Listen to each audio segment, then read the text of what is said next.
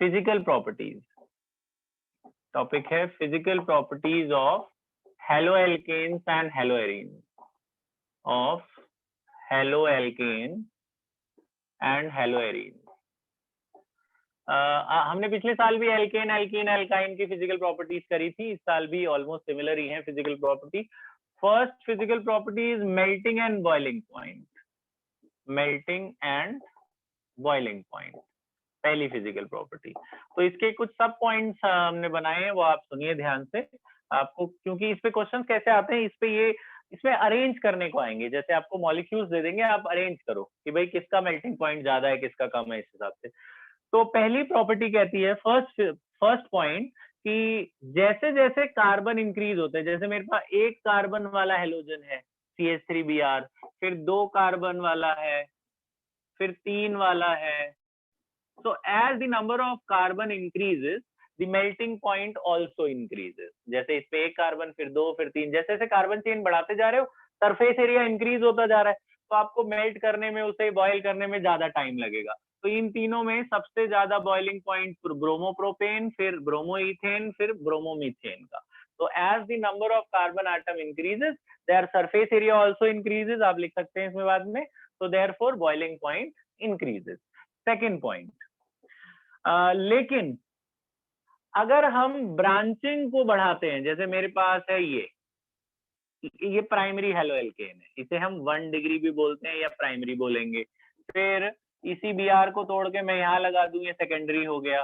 फिर इसी को मैं एक Br यहाँ और कार्बन आपका यहाँ, ये वाला जो C था हमने इधर लगा दिया। तो ये प्राइमरी है स्ट्रेट चेन वाला, ये सेकेंडरी है, ये टर्शरी है। तो एज ब्रांचिंग इंक्रीजेस, जैसे जैसे ब्रांचिंग बढ़ती जा रही है, बॉइलिंग पॉइंट डिक्रीजेस। क्यों?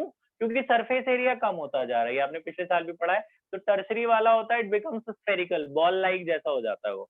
तो जैसे जैसे आप ब्रांच बढ़ा रहे हो, तो प्राइमरी, सेकेंडरी, टर्शरी में सबसे ज्यादा बॉइलिंग पॉइंट प्राइमरी का, सरफेस एरिया ज्यादा है इसका, ये पूरा वास्ट है। फिर थोड़ा सरफेस एरिया कम हुआ सेकेंडरी में, और टर्शरी में सबसे ज्यादा कम हो गया। तो सबसे कम बॉइलिंग पॉइंट टर्शरी का, तब सेकेंडरी का, और सबसे ज्यादा प्राइमरी का बॉइलिंग पॉइंट।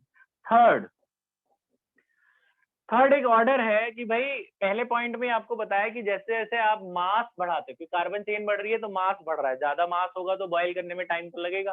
तो थर्ड पॉइंट वही है कि आपको पता है कि भाई फ्लोरीन, क्लोरीन, ब्रोमीन, आयोडीन, अगर मेरे पास एक ही कार्बन है, सपोज ये एक CH3Br है, एक मान लिया जाए मेरे पास है CH3 आयोडीन, एक है CH3Br, फिर एक है CH3 फ्लोरीन, और एक है CH3 फ्लोरीन, सबके पास एक ही कार्बन है। तो फिर हम क्या देखें, यहाँ पे तो था कि कार्बन बढ़ेगा तो बॉइलिंग पॉइंट बढ़ेगा। अब यहाँ पे तो सब पे एक ही कार्बन है, लेकिन हेलोजन अलग अलग है। तो आप हेलोजन के मास को देखना, तो सबसे ज्यादा मास होता है आयोडीन का, तो सबसे ज्यादा बॉइलिंग पॉइंट आयोडीन वाले का, तब ब्रोमीन का, तब क्लोरीन का, और तब फ्लोरीन का।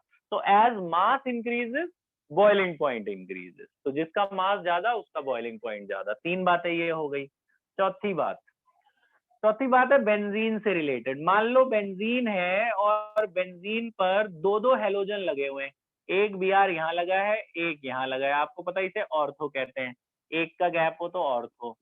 फिर एक इसको छोड़ के यहाँ हेलोजन लग गया, ये आपका मेटा है, ऑर्थो, मेटा। और फिर जब आमने सामने हेलोजन लग जाए तो ये है पैरा। तो और इन्हें कहते हैं डाई हेलोबेंजीन, क्योंकि 2 हेलोजन लगे ना, डाई हेलोजन और बेंजीन। तो all these are di halogen benzene. तो ये सबके सब डाई हेलोबेंजीन है। तो इन तीनों में किसका बॉइलिंग पॉइंट ज्यादा? तो वो कहते हैं जी पैरा का सबसे ज्यादा, फिर मेटा का, फिर ऑर्थो का। वो आप देख के भी आपको लग रहा है, क्यों? देखो सबसे दूर ये दोनों है, तो इनमें सबसे कम रिपल्शन, उसे कहते हैं स्टेरिक हिंडरेंस। रिपल्शन को कहते हैं स्टेरिक हिंडरेंस। तो जब इसे गर्म करोगे तो इसमें रिपल्शन कम है, तो ये अपने क्रिस्टलाइन लैटिस पे, मतलब जो इनकी जगह है उसे क्रिस्टलाइन लैटिस कहते हैं, उस पे अच्छे से फिट है, इनका सिमेट्रिकल स्ट्रक्चर है, तो ये सबसे बढ़िया से फिट होते हैं। तो इनको बॉयल करने में ज्यादा टाइम लगता है, बजाय इसके यहाँ पे थोड़ी रिपल्शन बढ़ गई, ये पास आ गए पहले के मुकाबले। और सबसे कम बॉइलिंग पॉइंट इसका, सबसे ज्यादा रिपल्शन, सबसे जल्दी बॉयल हो, सबसे जल्दी टूटेगा ये। तो जिसमें ज्यादा रिपल्शन, वो कम सिमेट्रिकल स्ट्रक्चर है, वो अच्छे से फिट नहीं हो पाता क्योंकि रिपेल कर रहे होते हैं।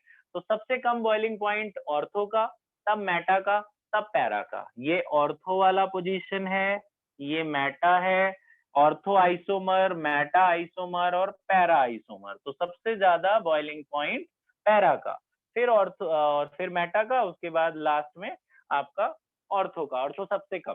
तो ये 4 पॉइंट आपने याद रखने हैं फिजिकल प्रॉपर्टी के पहले उसमें मेल्टिंग पॉइंट में। सेकेंड पॉइंट है सॉल्युबिलिटी। सॉल्युबिलिटी सॉल्युबिलिटी में, अच्छा अगर इसके थर्ड पॉइंट में एक बात आपसे पूछी जाए कि मेरे पास है CH3Cl, ध्यान से सुनना, एक कंपाउंड है CH3Cl, ठीक है, CH3Cl2, और एक कंपाउंड है CH3 या CH3Cl3 और एक है CH3Br, ठीक है, CH3Cl3 और एक है CH3Br, या आपके पास, हाँ चलो, तो अभी इनमें पूछे है भैया कि CH3Br और CH3Cl4 या इस तरह से कोई कंपाउंड आ जाए, CHCl3 या CCl4 आ गया सपोज, तो आपसे पूछा जाए कि बताइए कि भाई इसमें किसका मेल्टिंग पॉइंट ज्यादा, CH3Br का कि CCl4 का? तो क्या देखोगे, क्लोरीन ब्रोमीन को देखोगे, क्या देखोगे? एक में 4 क्लोरीन है, एक में 1 ब्रोमीन है और 1 कार्बन है, दोनों के पास एक ही एक कार्बन है। किसका बॉइलिंग पॉइंट ज्यादा, CH3Br का कि CCl4 का? बताओ जल्दी। CCl4। हाँ, क्योंकि इसका मास ज्यादा है, यहाँ पे 4 क्लोरीन है, एक क्लोरीन का होता है मास 35.5 इंटू 4 करो, तो एक ब्रोमीन के मास से तो ज्यादा ही होगा। तो तब उस केस में ये मत देखना कि ब्रोमीन तो पहले आता है क्लोरीन से, तो ये देखना कि भैया किसका मास ज्यादा है। तो ऐसे क्वेश्चन सभी एनसीईआरटी में हम करेंगे। अच्छा, लास्ट पॉइंट है सॉल्युबिलिटी।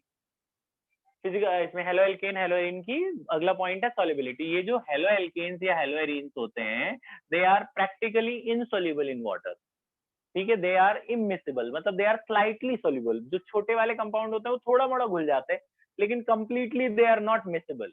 तो ये पानी में नहीं घुलते। क्यों नहीं घुलते, ये एक पीछे क्वेश्चन है रीजनिंग में कि why halo alkanes are immiscible in water. तो आपने क्या लिखना है कि व्हेन वी डिसॉल्व, ध्यान से सुनना, when we dissolve halo alkanes in water, जब हमने हेलो एल्केन को पानी में डिसॉल्व किया, तो कोई चीज पानी में तब डिसॉल्व होती है जब वो वाटर के बीच के हाइड्रोजन बॉन्ड को ब्रेक करे। वाटर ये है H2O, HOH, इनके बीच के हाइड्रोजन बॉन्ड को ब्रेक करके खुद अपना टेम्परेरी बॉन्ड वहां पे सेटअप करे। तो उसके लिए बॉन्ड ब्रेक करने के लिए चाहिए होती है energy. So when we dissolve halo alkanes in water, less energy is released, so that energy is insufficient to break the hydrogen bonds and to set up new bonds. जब तक hydrogen bond टूटेंगे नहीं तब तक नए bond बनेंगे नहीं। तो जब हम इसको पानी में घोलते हैं तो इसमें से जो एनर्जी निकलती है, वही एनर्जी इसके बीच के बॉन्ड को तोड़ने का काम करती है वाटर का, और फिर खुद बॉन्ड बनाती है, खुद उसके साथ डिसॉल्व होती है। तो लेकिन इसको जब आप डिसॉल्व करोगे पानी में, तो इसमें से जो एनर्जी निकलती है वो बहुत कम होती है, वो इतनी नहीं होती कि इसके बीच के बॉन्ड को तोड़ पाए, वाटर के बीच के हाइड्रोजन बॉन्ड को तोड़ पाए और अपना नया सेटअप स्टार्ट कर पाए, इसलिए ये पानी में नहीं घुलते। ठीक है, तो आपने ये इसमें लिखना है।